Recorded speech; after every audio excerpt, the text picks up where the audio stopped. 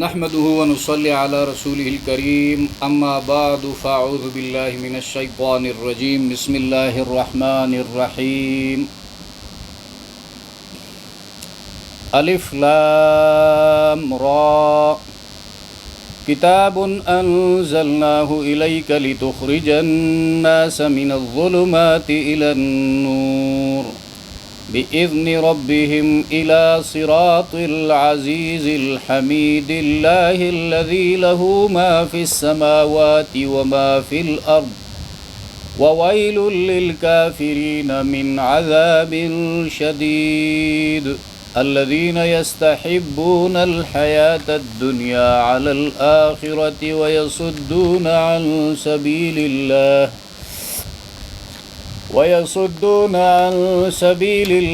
ويبغونها عوجا أولئك في ضلال بعيد۔ سورہ ابراہیم آیت نمبر 1 تا 3۔ لفظی ترجمہ۔ بسم اللہ، نام سے اللہ پاک کے، الرحمن جو نہایت مہربان، الرحیم جو بار بار رحم کرنے والا ہے۔ الف لام را،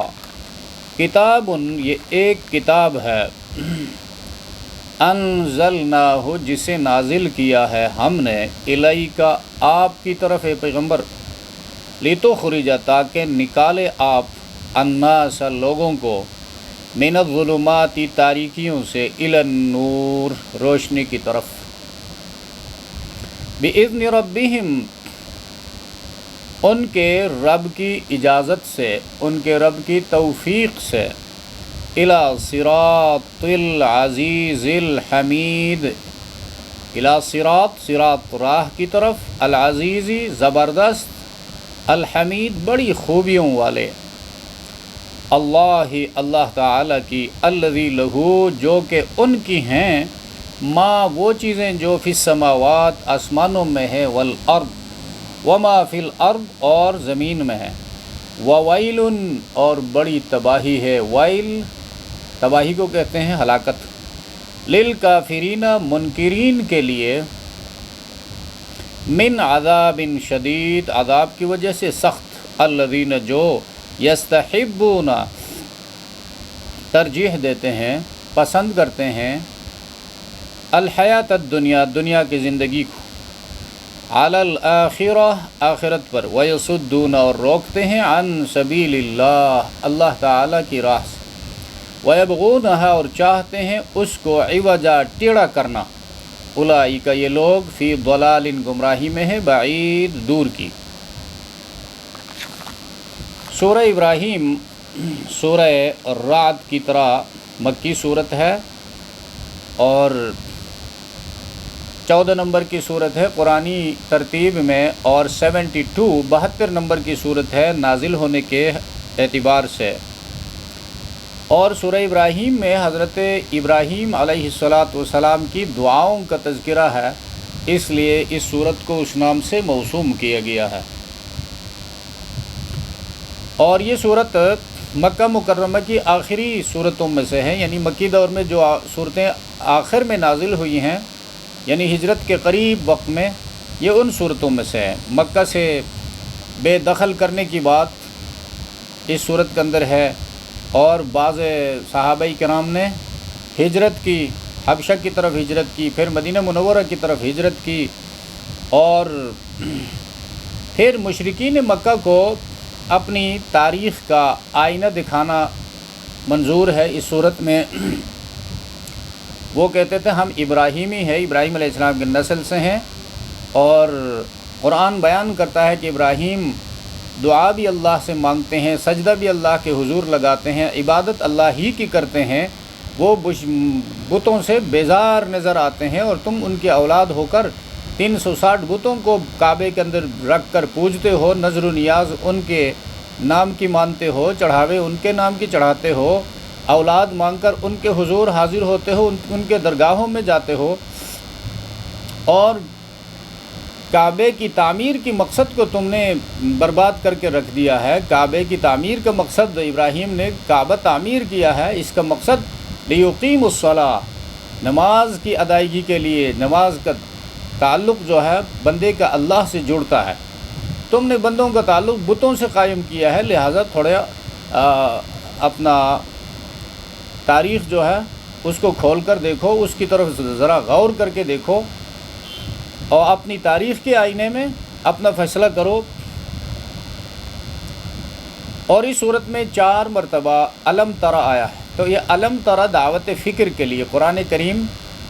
اپیل کرتا ہے کہ ان باتوں پر غور کرو، فکر کرو۔ پہلی مرتبہ الم ترى جب کہتا ہے تو انبیاء علیہ الصلاۃ والسلام اور ان کے جو ہیں امت اجابت، ان کے درمیان جدال، بحث و مباحثے کو بیان کرتا ہے، اور دعوت فکر دیتا ہے کہ دیکھو یہ اپنے محسنین کے ساتھ کیسے الجھتے ہیں، ماننے کے بجائے بھاگتے ہیں۔ اور دوسری مرتبہ الم ترى جب کہتا ہے پھر دعوت فکر دیتا ہے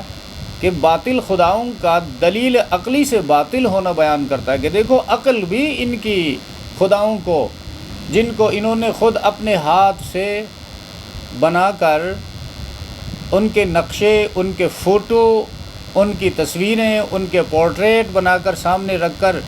ان کے آگے عاجزی کے ساتھ بیٹھ کر اولاد مانگتے ہیں،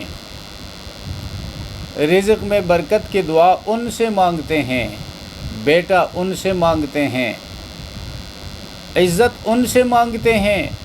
ہر جگہ حاضر و ناظر ان کو سمجھتے ہیں،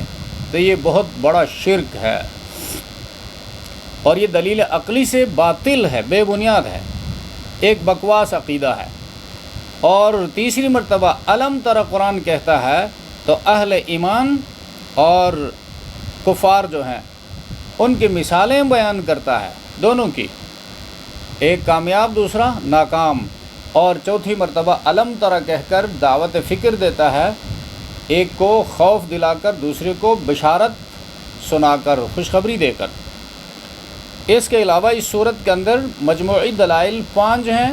اور عقلی دلائل جو ہیں سائنٹیفک آرگومنٹس وہ 3 ہیں، اور دلائل نقلیہ ہسٹوریکل آرگومنٹ وہ 1 ہے، اور تفصیلی واقعہ حضرت ابراہیم علیہ السلام کا نقلی دلیل کے طور پر قرآن کریم نے پیش کیا ہے۔ تو مکی صورت ہونے کی وجہ سے اس میں زیر بحث آتے ہیں عقائد۔ عقائد میں پہلا نمبر توحید کا ہے، پھر رسالت کا ہے، پھر آخرت کا ہے، اور اس کے بعد پھر عقائد ہیں ملائکہ پر ایمان، تقدیر پر ایمان، اور آسمانی کتابوں کی حقانیت پر ایمان۔ اچھا، اس صورت کے ابتدا میں یہ حروف مقطعات الف لام را، الف لام را، الف لام میم، ان کے بارے میں پہلی بات تو یہ ہے کہ ہمارا یہ عقیدہ ہونا چاہیے کہ یہ اللہ کی طرف سے نازل ہوئے ہیں، اس پر ہمارا ایمان ہے۔ اور دوسرا ہمارا عقیدہ یہ ہونا چاہیے کہ یہ کلمات یا یہ آیتیں، بعض حروف مقطعات مستقل آیت بھی ہیں، مثلا یاسین مستقل آیت ہے، کاف ہا یا عین صاد مستقل آیت ہے، یہ جن صورتوں کی ابتدا میں ہے وہ ان صورتوں کے ساتھ خاص ہیں،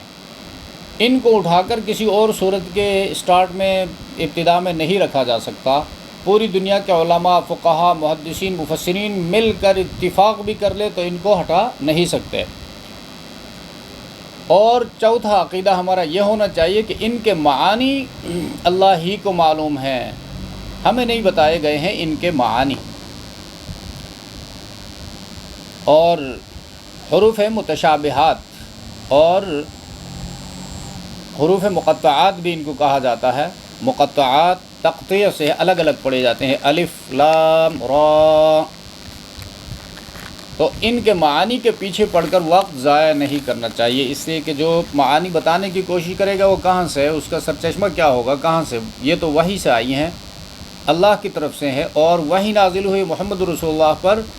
صلی اللہ علیہ وسلم، اور اللہ کے رسول صلی اللہ علیہ وسلم نے ان کے معانی امت کو نہیں بتائے ہیں، تو کوئی امتی اگر تحقیق شروع کر دے تو کہاں سے، اس کی تحقیق کا اینڈ کیا ہوگا، اسٹارٹ کہاں سے لے گا، لہذا وقت ضائع کرے گا۔ اور ان کے اوپر صرف ایمان مطلوب ہے، باقی بحث و مباحثہ ان کے بارے میں کرنا لا حاصل ہے، اور وہ ہمیں فائدہ بھی نہیں دے گا۔ اس کے مقابلے میں محکمات ہیں، محکمات، متشابہات اور محکمات۔ محکم معنی مضبوط، بالکل واضح، کلیئر، جن کی دلالت جس مقصد کے لیے وہ آیتیں نازل ہوئی ہیں وہ اس مقصد کو بالکل کلیئر صاف کر دیتی ہیں، نکھار کر سامنے رکھ دیتی ہیں۔ مثلا لا الہ الا اللہ، اللہ کے سوا بندگی کے لائق کوئی نہیں، محمد الرسول اللہ، محمد صلی اللہ علیہ وسلم اللہ کے رسول ہیں، فرستادے ہیں۔ اقیم الصلاۃ، نماز قائم کرو، آتوا الزکوٰۃ، زکوٰۃ دو، اتم الحج، حج پورا کرو، انفقوا فی سبیل اللہ، اللہ کی راہ میں خرچ کرو۔ یہ ان پر ایمان بھی ضروری ہے، ان پر عمل بھی ضروری ہے، اس لیے کہ ان کی تفصیلات ہمیں دی گئی ہیں قرآن کے اندر اور پھر محمد الرسول اللہ صلی اللہ علیہ وسلم کی سنت مطہرہ کے اندر۔ الف لام را، کتاب انزلناہ الیک، کتاب عظیم الشان، کتاب، کتاب یعنی نوشتہ، لکھا ہوا۔ تو چونکہ اس کی قرآن کریم جو ہے اس کی ماسٹر کاپی جو ہے وہ اللہ کے پاس ہے، اور وہاں سے نقل ہو کر یہ ہم تک پہنچا ہے۔ کتاب عظیم الشان، کتاب عظیم الشان اس لیے کہ انزلنا، ہم نے اتارا ہو اس کتاب، تو اللہ عظیم الشان، تو اللہ کی کتاب بھی عظیم الشان۔ اور کس کی طرف اترا؟ الیک، تیری طرف ہے پیغمبر، تو پیغمبر عظیم الشان۔ تو کتاب عظیم الشان اس لیے کہ جس کا وہ کلام وہ عظیم الشان، جس پر بھیجا گیا وہ عظیم الشان، اور جس سینے میں کتاب محفوظ رہا وہ سینہ عظیم الشان۔ الیک لتخرج الناس، یہ کتاب کس لیے نازل کی گئی ہے؟ تاکہ تو نکال باہر کرے لوگوں کو، لتخرج الناس، تمام لوگوں کو، اس لیے کہ قرآن رہنمائے رب ناس، آمد بناس، تمام لوگوں کے رب کی طرف سے لوگوں کے لیے گائیڈ بک، گائیڈ بک لوگوں کے لیے، لوگوں کے رب کی طرف سے۔ یہ قرآن کی تعریف ہے، قرآن میسج ہے اپنے اللہ کا، اپنے بندوں کے نام۔ کس لیے؟ لتخرج الناس، تاکہ تو نکالے اے پیغمبر لوگوں کو، من الظلمات، تاریکیوں سے، الی النور، روشنی کی طرف، نور کی طرف۔ ایک بات تو یہ ہے کہ مقصد کتاب کو بیان کرے، کتاب بھیجنے کا مقصد لوگوں کو تاریکیوں سے نکالنا۔ دوسرا، اب یہ مقصد جو ہے تمام لوگوں کے لیے ہے، اس سے محمد الرسول اللہ صلی اللہ علیہ وسلم کی نبوت کی عالمگیریت اور عمومیت کی طرف اشارہ ہے۔ محمد الرسول اللہ تمام زمانوں کے لیے، ماضی حال مستقبل کے لیے، قیامت تک کے لیے، جن و انس کے لیے۔ ان کے بعد کوئی پیغمبر نہیں آئے گا، کوئی کتاب نہیں آئے گی، لہٰذا لتخرج الناس، یعنی قیامت تک کے لوگوں کے لیے ہدایت نامہ قرآن، رہنما قرآن ہے۔ اور نکالے کس سے؟ من الظلمات، جمع ہے ظلمتن کی، تاریکی کو کہتے ہیں، تاریکیوں سے، کفر تاریکی، شرک تاریکی، اور جہالت تاریکی، بدعت تاریکی، ان تاریکیوں سے نکالے، کس طرف لے جائے؟ الی النور، نور کی طرف، کفر سے اسلام کی طرف، شرک سے توحید کی طرف، بدعت سے سنت کی طرف، رسم و رواج سے دین کے احکام کی طرف۔ تو نور جو ہے یہ سب نور ایک ہیں اور ظلمات بہت سارے ہیں، اس لیے جمع لایا، نور واحد لایا۔ بِإِذْنِ رَبِّهِمْ، ان کے رب کی توفیق سے، ان کے رب کی اجازت سے، إِلَى صِرَاطِ الْعَزِيزِ الْحَمِيدِ، صراط العزیز الحمید، راستے کی طرف اس زبردست کی، بڑی خوبیوں والی ہستی کی۔ تو یعنی اس راستے پر لانا مراد ہے جس پر گامزن ہونے والا، اس راستے پر صراط اللہ العزیز الحمید پر جو بندہ چلے گا وہ اندھیریوں میں چلنے والے کی طرح بھٹکتا ہوا نہیں پھیرے گا اور لغزش نہیں کھائے گا، سلپ اس نہیں ہوگا اور مقصد سے دور نہیں جا پڑے گا، اس لیے کہ وہ زبردست اللہ کا راستہ ہے، حمید خوبیوں والا۔ ایک ہے حمید، دوسرا ہے محمود۔ محمود اس وقت کہتے ہیں جب بہت سارے لوگ کسی کی تعریف کرے تو محمود ہے، اور حمید کے لیے تعریف کرنے والوں کا ہونا ضروری نہیں ہے، وہ تو تعریفوں والا ہے، کوئی تعریف کرے یا نہ کرے۔ یا ایھا الناس سورہ فاطر میں فرمایا انتم الفقراء الی اللہ، تم سب اللہ کے محتاج ہو، واللہ هو الغنی الحمید، اور اللہ بے پرواہ ہے، بے نیاز ہے اور تعریفوں والا ہے، خوبیوں والا ہے۔ ہم تعریف کریں نہ کریں وہ خوبیوں والا ہے۔ اور حدیث میں اللہ کے رسول صلی اللہ علیہ وسلم نے فرمایا ساری دنیا جو ہے جمع ہو کر اللہ کی بندگی پر، یعنی بالکل متقی، آخری درجے کا متقی انسان جیسے بن جائے تو خدا کی خدائی میں کوئی اضافہ نہیں ہوتا، اور ساری دنیا کے لوگ جن و انس اولین و آخرین سب ایک آخری درجے کے فاسق و فاجر مثلا ابو جہل جیسے ہو جائے تو خدا کی خدائی میں کمی نہیں آتی۔ تو عزیز الحمید، اللہ الذی، اللہ وہ ذات، لہو ما فی السماوات، اسی کے لیے ہے جو کچھ آسمانوں میں ہے اور زمین میں، وما فی الارض، اور جو کچھ زمین میں ہے، یعنی کل کائنات۔ وویل للکافرین، اور ہلاکت ہے، ویل ہلاکت ہے، ویل جہنم میں وادی کا نام ہے، اس جہنم کے اس وادی میں اتنے موٹے بچھو رہتے ہیں جن کی گردنیں خچروں کی گردنیں جتنی ہوں گی۔ وویل للکافرین، منکرین کے لیے، جنہوں نے توحید کا انکار کیا، جنہوں نے اللہ کے ساتھ حصہ دار بنایا، کسی کو اللہ جیسا سمجھا، اللہ جیسا علم والا، اللہ جیسا قدرت والا اور اللہ جیسی حیات والا کسی کو سمجھا، یہ کیا ہے؟ صفات میں شرک کر رہا ہے۔ ان کے لیے کیا؟ من عذاب شدید، سخت عذاب سے۔ اب یہ گمراہ لوگ کون ہیں؟ الذین یستحبون الحیات الدنیا، یہ گمراہی کے اسباب ہیں۔ جن لوگوں کے اندر یہ اسباب پائی جائے تو سمجھو کہ گمراہی میں مبتلا ہیں۔ یستحبون الحیات الدنیا، وہ لوگ جو ترجیح دیتے ہیں، پسند کرتے ہیں اس دنیا کی زندگی کو علی الآخرہ، آخرت کی زندگی پر ترجیح دیتے ہیں۔ سورہ اعلیٰ میں فرمایا وَتُؤْثِرُونَ الْحَيَاةَ الدُّنْيَا، اور تم دنیا کی زندگی کو ترجیح دیتے ہو آخرت پر۔ وَالْآخِرَةُ خَيْرٌ وَأَبْقَىٰ، اور آخرت بہتر ہے اور باقی رہنے والی ہے، اور دنیا ختم ہونے والی ہے، اور ختم ہونے والی باقی رہنے والی سے بہتر نہیں ہو سکتا۔ تو یہ گمراہ لوگ جن کے لیے عذاب شدید ہے، یہ کیا کر رہے ہیں؟ یستحبون الحیات الدنیا، ایک سبب دنیا کی زندگی کو ترجیح دیتے ہیں، دنیا کے 4 پیسے کا نقصان برداشت نہیں کرتے ہیں، آخرت کا بیڑا غرق بھی ہو جائے تو کوئی پرواہ ہی نہیں ہے۔ یہ گمراہ لوگ ہیں، ان کے لیے عذاب شدید ہے، اور آخرت کا لاکھوں کا نقصان ہو جائے تو کوئی پرواہ ہی نہیں ہے۔ فرض نماز قضا ہو جائے کوئی پرواہ ہی نہیں ہے، لیکن 10 روپے کا کسٹمر مس نہ ہو جائے، 10 روپے کا کسٹمر مس نہ ہو جائے اور فرض نماز قضا ہو جائے تو یہ دین اور یہ نماز اختیاری ہے، اس دین اور اس نماز کی وجہ سے نجات نہیں ہو سکتی۔ یستحبون الحیات الدنیا، یہ نام کے مسلمان، سو کالڈ مسلم، علی الآخرہ، آخرت پر، تو یہی تو اعمال سے ہی فیصلہ ہوتا ہے، ورنہ باتیں کہ یہ میں تو آخرت پر دنیا کو ترجیح نہیں دیتا، کہنا تو ایک بات ہے، کہنے کو یہ ایک بات ہے، نہیں دیتا ہوں،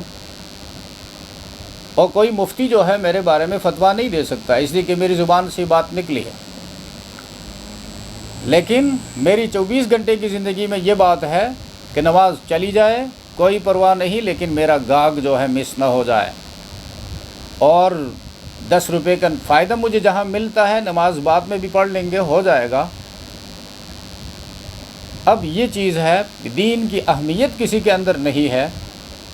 اور پیسے کی اہمیت ہے، دین کی اہمیت نہیں ہے، سرمایے کی اہمیت ہے، دین کی اہمیت نہیں ہے، دنیاوی وجاہت کی، اسٹیٹس کی اہمیت ہے۔ تو قرآن کریم نے تو یہ بتایا، یہ شدید العذاب والے کون ہیں؟ الذین یستحبون الحیات الدنیا علی الآخرہ۔ اور ٹھیک ہے یہ کافروں کے بارے میں کہہ رہا ہے، لیکن کوئی اپنے کو مسلمان کہلا کر یہ کام کر رہا ہو تو کیا اللہ کی کوئی رشتہ داری اس کے ساتھ ہے؟ یہ گمراہی کے اسباب ہیں۔ وَيَصُدُّونَ عَن سَبِيلِ اللَّهِ، اور روکتے ہیں، یصدون صد یصد صدن، یصدون یہ قرآن میں جہاں بھی آ جائے تو سمجھنا وہاں پر یہ ہے خود رکنا، دوسروں کو روکنا، اس کے اندر دو معنی ہوتے ہیں، خود رکتے ہیں دوسروں کو روکتے ہیں۔ وَهُمْ يَنْأَوْنَ عَنْهُ وَيَنْهَوْنَ عَنْهُ، دوسری جگہ قرآن کہتا ہے خود رکتے ہیں دوسروں کو روکتے ہیں، تو وہی معنی جو ہے یصدون کے اندر موجود ہے۔ یصدون روکتے ہیں لوگوں کو عن سبیل اللہ، اللہ کی راہ سے۔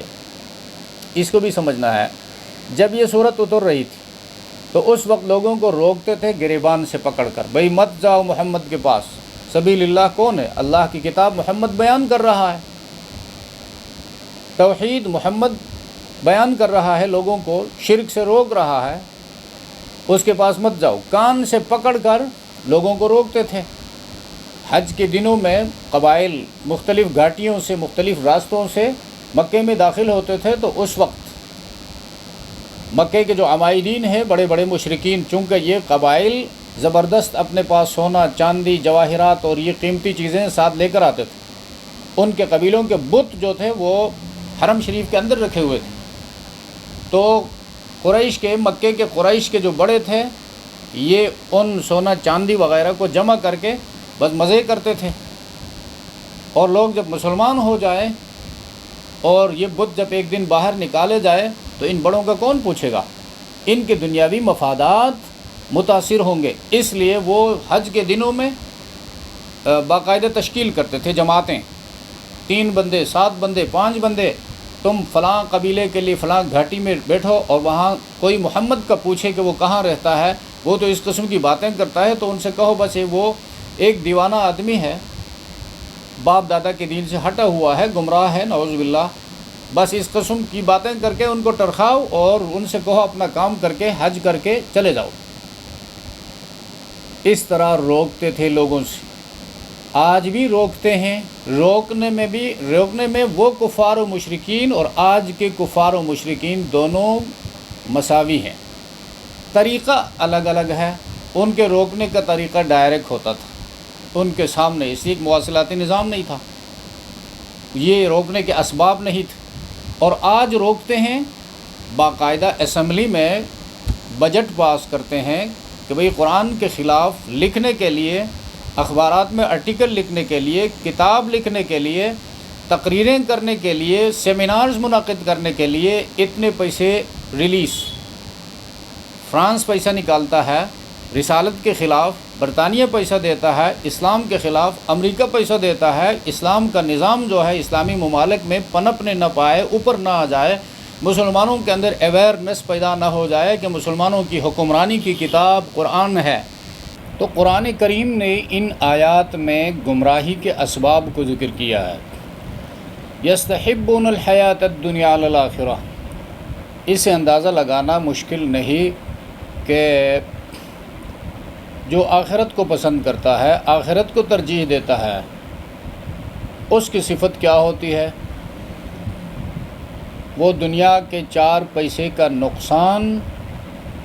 آخرت کے فائدے کے لیے برداشت کر سکتا ہے۔ جس کو آخرت پر یقین ہو وہ جماعت کی نماز کے لیے 5 منٹ پہلے دکان بند کر سکتا ہے۔ جس کو آخرت کے اجر پر یقین ہو وہ گاہک سے یہ کہہ سکتا ہے کہ بھئی نماز کا وقت ہے، نماز کے بعد آپ کو سودا دے سکتے ہیں، ادروائز آپ کسی اور دکان سے لے سکتے ہیں، میرا رزاق تو نہیں ہے، میرا رزاق اللہ ہے۔ اگر اس اللہ نے مجھے رزق دینا ہے تو گھوم پھر کر میرے پاس ہی آئے گا، اگر نہیں دینا ہے تو میں 1000 جتن کروں تیرے جیب سے پیسہ نہیں نکال سکتا۔ اس لیے کہ اس بندے کا عقیدہ اللہ کے اوپر ہے، اس کی رزاقیت پر ہے، آخرت کی پیشی کو وہ ترجیح دیتا ہے، آخرت کے فائدے کو وہ ترجیح دیتا ہے، اور دنیا کے 4 آنے کا نقصان وہ برداشت کرتا ہے جانتے ہوئے۔ دنیا کا نقصان اس میں ہے، لیکن اس بات پر یقین ہے کہ آخرت کا فائدہ یقینی ہے، تو آخرت کے دیر پا فائدے کے لیے دنیا کے عارضی نقصان کو وہ برداشت کرتا ہے۔ اور یہ ایسا کون کرواتا ہے؟ جو اس کے اندر عقیدہ ہے، ایمان ہے آخرت پر، اللہ پر، وہ اسے یہ کام کرواتا ہے۔ تو جو لوگ گمراہ ہیں، یستحبون الحیات الدنیا علی الآخرہ، دنیا کو آخرت پر ترجیح دیتی، یعنی دنیا کو ترجیح دینے کا مطلب دنیا کے کاموں کو، دنیا کے مفادات کو، دنیا کی زندگی کی آسائشوں کو آخرت کی نعمتوں پر ترجیح دیتے ہیں اور آخرت کے کاموں پر ترجیح دیتے ہیں۔ وَيَصُدُّونَ عَن سَبِيلِ اللَّهِ، اور خود رکتے ہیں دوسروں کو روکتے ہیں اللہ کی راہ سے۔ یہ دوسرا سبب ہے گمراہی کا۔ صد عن سبیل اللہ میں جس طرح ابھی آپ کو بتایا، جس طرح اس زمانے میں گریبان سے پکڑ کر روکتے تھے اور بعد میں حکمرانوں نے، حکومتیں وجود میں آ گئی، وہ اسٹیبلش ہو گئے، تو پورے منظم طریقے سے اللہ کی کتاب سے، اللہ کے دین سے وہ روکتے ہیں، اور اس کے لیے باقاعدہ بجٹ میں پیسہ رکھتے ہیں۔ اس کے لیے یونیورسٹیوں میں ڈپارٹمنٹ انہوں نے قائم کیا ہوا ہے کہ قرآن کے اوپر اس طرح تحقیق کرو، ریسرچ کرو کہ اس میں کوئی کجی، کوئی عیب نکالو اور دنیا کے سامنے لے آؤ اور ایوارڈ وصول کرو۔ اور اس تحقیق کے نتیجے میں وہ پھر بہت بڑا پیسہ بھی وصول کرتے ہیں، اور بعض اوقات پھر وہی اورینٹلسٹ مستشرقین جو ہیں وہ مسلمان ہو جاتے ہیں، اسلام قبول کرتے ہیں کہ جی قرآن تو انسانوں کا کلام نہیں ہے، یہ تو اللہ کا کلام ہے، ہم نے اس کے اوپر 5-10 سال تک ریسرچ کیا ہے، اس میں کوئی ایسی چیز نہیں ملی جو انسان نے اس میں شامل کی ہو۔ تو وہ باضمیر لوگ پھر اس کی حقانیت کو مانتے ہیں۔ یصدون عن سبیل اللہ، اسلام کا جو نظام ہے اس کی راہ میں رکاوٹیں کھڑی کرنے والے، چاہے برائے نام اپنے کو مسلمان بھی کہلائے، اسلامی نظام کو جب آگے بڑھنے نہیں دیتے ہیں، وہ بھی اس آیت کے مصداق میں داخل ہیں، اس لیے کہ وہ بھی سبیل اللہ سے روکتے ہیں۔ قرآن آیا ہے انقلاب لانے کے لیے، یہ قرآن صرف ثواب کے لیے پڑھنے کی کتاب نہیں ہے، یا گھر میں برکت کے لیے رکھنے کی کتاب نہیں ہے، یا مردوں کو بخشوانے کی کتاب نہیں ہے، یہ حکمرانی کی کتاب ہے۔ اب یہ کتاب، اس کا صحیح مقام جو ہے معاشی نظام ہے، صحیح مقام عدالتی نظام ہے، صحیح مقام سیاسی نظام ہے، مسلمان کی سیاست اس کے تابع ہو، اس کی روشنی میں ہو، مسلمان کا معاشی نظام اس کی دی ہوئی ہدایات کے مطابق ہو، مسلمان کا معاشرتی نظام اور اس کے اصول قرآن کے بتائے ہوئے اصولوں کے مطابق ہو۔ اب ایسے لوگ بھی ہیں جو صرف ثواب کی کتاب سمجھ کر پڑھتے ہیں اور یہ کہتے ہیں بس یہ ان کی نجات کے لیے کافی ہے، وہ ہوا میں پینٹنگ کر رہے ہیں، غلط فہمی میں مبتلا ہیں۔ قرآن اس لیے نہیں آیا ہے، قرآن کے اندر عدالتی نظام مکمل طور پر موجود ہے، نظام امن کیسے آئے گا وہ قرآن کے اندر موجود ہے۔ تو جو لوگ یہودیوں کے چمچے جو ہیں ان سے وہ ذہنیت لے کر ان کے لیے کام کر رہے ہیں اور قرآن کو آگے بڑھنے نہیں دیتے ہیں۔ قرآن آگے بڑھے گا تو رشوت خوری کا خاتمہ ہوگا، اسلام کا نظام عدل آئے گا تو کسی کی سفارش منظور نہیں ہوگی، اور وہ سب کے لیے ایکول ہوگا، اور سب کے حقوق کی حفاظت ہوگی، پاسداری ہوگی۔ تو جو لوگ اب سیاسی میدان میں چودراہٹ دکھاتے ہیں اور اپنے آپ کو خدا کہلوانے سے بھی دریغ نہیں کرتے ہیں اور ملک کے عوام کو اپنی بندگی پر انہوں نے مجبور کیا ہوا ہے، اور جو کچھ کسی کو کچھ دینا چاہے ان کو مل جاتا ہے، وہ نہ دینا چاہے تو محروم رہ جاتے ہیں، ذلیل و رسوا ہوتے ہیں۔ اور اس نظام کا نام ہے جمہوری نظام، جس کے نیچے یہ مسلمان اس طرح وقت بسر کر رہے ہیں۔ تو یہ ایک مشرکانہ نظام ہے، ایک خبیث گندہ نظام ہے جو قرآن کریم کے مقابلے میں ہے، اور اس نظام کے تھرو قرآن کا مقابلہ کیا جاتا ہے، اور اس کا سرا اقوام متحدہ ہے، اور اس کا معیشت کا سرا IMF ہے، جنہوں نے زنجیروں میں جکڑ رکھا ہے اپنے بڑوں کے ذریعے ہم عوام کو کہ ہل نہ سکے۔ تو یصدون عن سبیل اللہ، مختلف طریقوں سے وہ پیسہ دیتا ہے، یونیورسٹیوں میں قرآن نہ آ جائے، کالجوں میں قرآن کا نام نہ لیا جائے، اس لیے کہ مسلمان غلامی سے نکل جائے گا، یہود کی غلامی سے، IMF کی غلامی سے، UNO کی منافقتوں سے آگاہ ہو جائے گا کہ کس طریقے سے مسلمانوں کو وہ ذلیل و خوار کر رہا ہے۔ اور جب مسلمان قرآن پڑھے گا تو اس کو پتہ چل جائے گا واقعی یہ اللہ کا کلام ہے، واقعی یہ ہمارا رہنما ہے۔ یصدون عن سبیل اللہ۔ اور اس کے ساتھ پھر ہمارا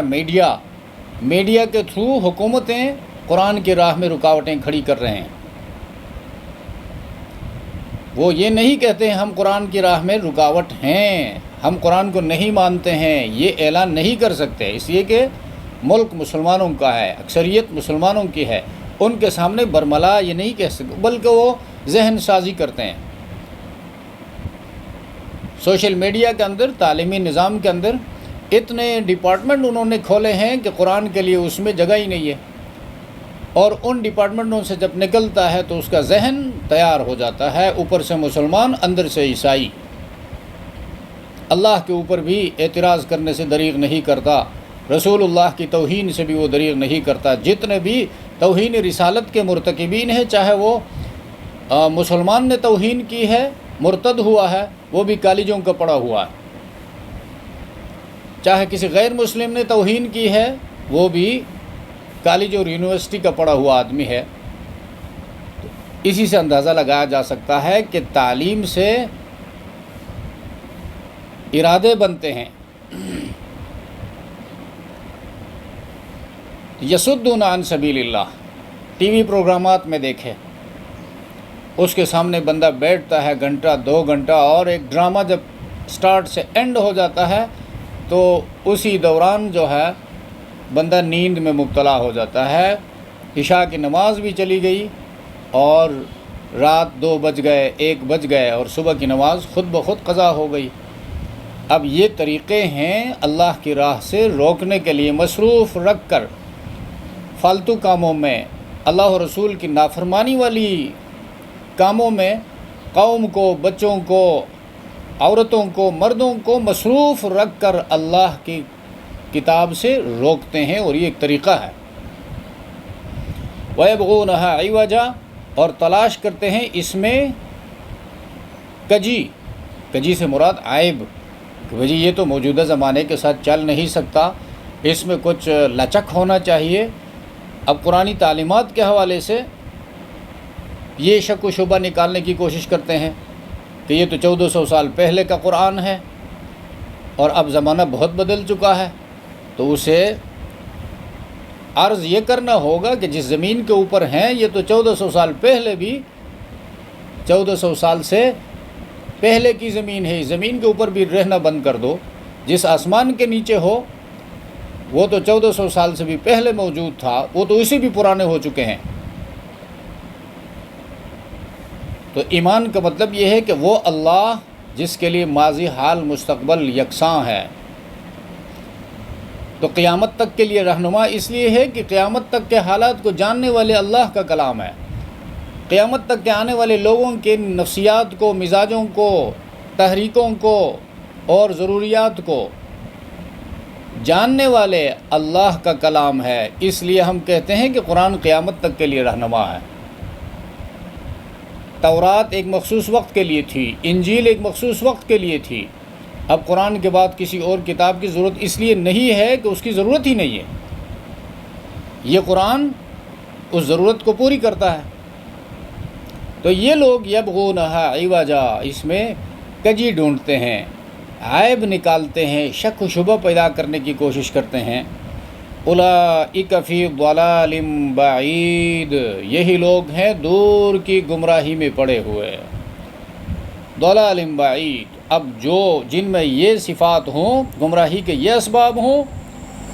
دنیا کو آخرت پر ترجیح دینے والے، اللہ کی راہ سے لوگوں کو روکنے والے، یعنی تحریک چلاتے ہیں، گمراہی کی تحریک، قرآن کے خلاف تحریک، سنت رسول کے خلاف تحریک، اور قرآن میں کجی ڈھونڈتے ہیں، اس کے لیے کلاسیں، اس کے لیے سیمینار، اس کے لیے آرٹیکلز، اس کے لیے انعام مقرر کرتے ہیں، تو یہی لوگ ہیں اولئک فی ضلال بعید، ان سے امید نہیں ہے، اس لیے کہ وہ دور کی گمراہی میں جا پڑے ہیں، وہ حق کی طرف نہیں آ سکتے۔ اللہ تبارک و تعالی ہم سب کو سمجھ عطا فرمائے۔ سبحان ربک رب العزت عما یصفون وسلام علی المرسلین والحمد للہ رب العالمین۔